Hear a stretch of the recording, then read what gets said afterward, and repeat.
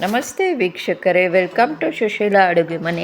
ಚಾನಲಲ್ಲಿ ಬರೋ ರೆಸಿಪಿಗಳು ನಿಮ್ಗೆ ಇಷ್ಟ ಆಗಿದ್ದರೆ ಕೂಡಲೇ ಚಾನಲ್ನ ಸಬ್ಸ್ಕ್ರೈಬ್ ಮಾಡಿಕೊಂಡು ಹಾಗೆ ಬೆಲ್ ಐಕಾನ್ ಕ್ಲಿಕ್ ಮಾಡ್ಕೊಳ್ಳಿ. ಇವತ್ತಿನ ರೆಸಿಪಿ ಬಂದು ಕ್ಯಾಪ್ಸಿಕಮ್ ಗ್ರೇವಿ ಹೇಗೆ ಮಾಡೋದು ಅಂತ ಹೇಳ್ತೀನಿ.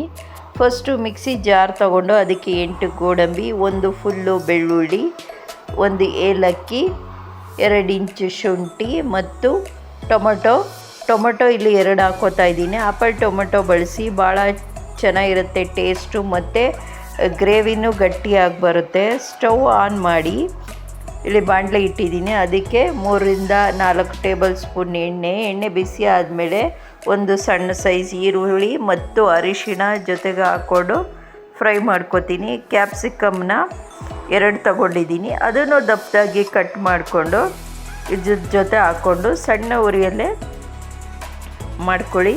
ಇವನ್ನೆಲ್ಲ ಚೆನ್ನಾಗಿ ಮಿಕ್ಸ್ ಮಾಡಿಕೊಂಡು ಇದೆಲ್ಲ ಬೇಯೋದಕ್ಕೋಸ್ಕರ ಸ್ವಲ್ಪ ಸಾಲ್ಟ್ ಹಾಕೋತಾ ಇದ್ದೀನಿ.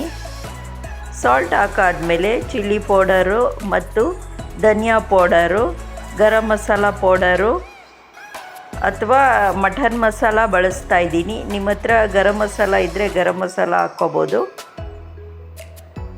ನೆಕ್ಸ್ಟು ಇವೆಲ್ಲ ಹಾಕ್ಕೊಂಡಾದ್ಮೇಲೆ ಚೆನ್ನಾಗಿ ಮಿಕ್ಸ್ ಮಾಡ್ಕೊಳ್ಳಿ. ಮಿಕ್ಸ್ ಮಾಡ್ಕೊಂಡಾದಮೇಲೆ ರುಬ್ಬಿಟ್ಟಿರೋ ಮಸಾಲಾನು ಇದಕ್ಕೆ ಹಾಕ್ಕೊಂಡು ಮಿಕ್ಸಿ ಜಾರ್ಗೆ ಸ್ವಲ್ಪ ನೀರು ಹಾಕಿ ಅದನ್ನು ಇದಕ್ಕೆ ಹಾಕ್ಕೋತಾ ಇದ್ದೀನಿ.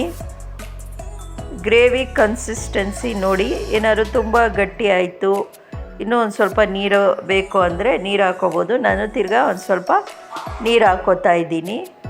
ನೆಕ್ಸ್ಟು ರುಚಿಗೆ ತಕ್ಕಷ್ಟು ಉಪ್ಪು ಹಾಕ್ಕೊಂಡು ಮಿಕ್ಸ್ ಮಾಡಿಕೊಂಡು ಇದನ್ನು ಸಣ್ಣ ಉರಿಯಲ್ಲಿ 10 ನಿಮಿಷ ಹಾಗೆ ಬೇಯಿಸ್ಕೊಳ್ಳಿ. ಕ್ಯಾಪ್ಸಿಕಮ್ ಗ್ರೇವಿ ಏನಾದ್ರು ಕಹಿ ಅನಿಸ್ತು ಅಂದರೆ ನೀವು ಬೆಲ್ಲದ ಪುಡಿ ಹಾಕ್ಕೋಬೋದು. 1 ಟೀ ಸ್ಪೂನ್ ಬೆಲ್ಲದ ಪೌಡರ್ ಹಾಕ್ಕೋತಾ ಇದ್ದೀನಿ. ಲಾಸ್ಟಲ್ಲಿ ಸ್ಟವ್ ಆಫ್ ಮಾಡಿ ಕಟ್ ಮಾಡಿರೋ ಕೊತ್ತಂಬರಿ ಸೊಪ್ಪು ಹಾಕ್ಕೊಂಡು ಸರ್ವಿಂಗ್ ಬೌಲ್ಗೆ ಸರ್ವ್ ಮಾಡ್ಕೋತಾ ಇದ್ದೀನಿ. ಚಪಾತಿ, ಪೂರಿ, ರೋಟಿ ಜೊತೆ ಈ ಗ್ರೇವಿ ಭಾಳ ಚೆನ್ನಾಗಿರುತ್ತೆ.